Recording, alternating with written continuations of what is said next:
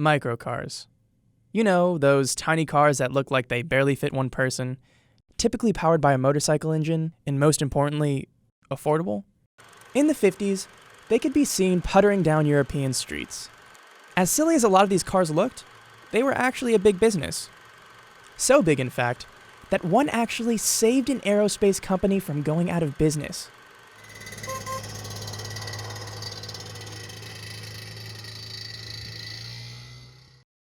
This is the Messerschmitt KR200. KR stands for Kabinenroller, which translates to cabin scooter. It's a pretty accurate description of the car, since it has a motorcycle engine and handlebars for a steering wheel.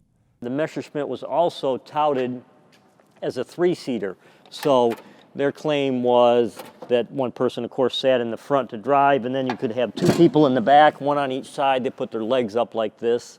They'd have to be smaller people, and of course, you got to remember that these cars were made to go, 10, 20, 30 miles. They weren't made to drive across California or anything like that. Preceding the KR200 was the Flitz A, a microcar conceived by German designer Fritz Fend. It was made to be an accessible car for people who use wheelchairs.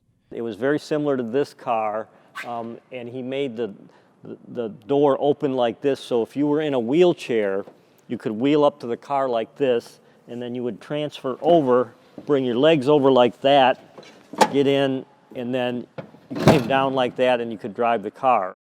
The full potential of the Flitz A wouldn't be realized until after World War II, when a post-war ban on aircraft production in Germany went in effect. Airplane manufacturer Messerschmitt AG had to look for other ways to stay in business. Fortunately for them, Fritz Fend, the guy behind the Flitz A, lacked the resources to mass-produce his vehicle.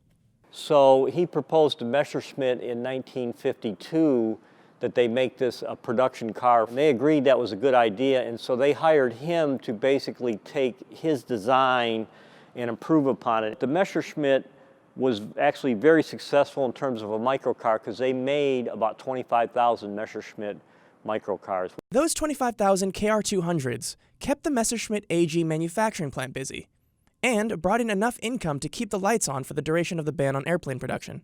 In 1956, Messerschmitt was allowed to go back to making airplanes, and they really lost any interest they had in building the cars. So Fritz Fend, they sold the car to Fritz Fend, and he continued to build cars until 1964. Today, the KR200 finds its way into the collections of nostalgic car enthusiasts and people who find the microcar era fascinating, like Mark Haddon. So I came into possession of this car from an advertisement through the Microcar Club back in 2007. One of the things that fascinates me about this car is its shape, the bubble dome top, and how you enter and exit the car. It's exhilarating. It's very fun, it's very nimble, it's very quick. It's non-stop reactions.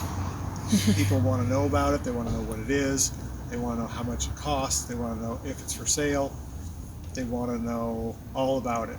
It's probably one of my most fun little project cars.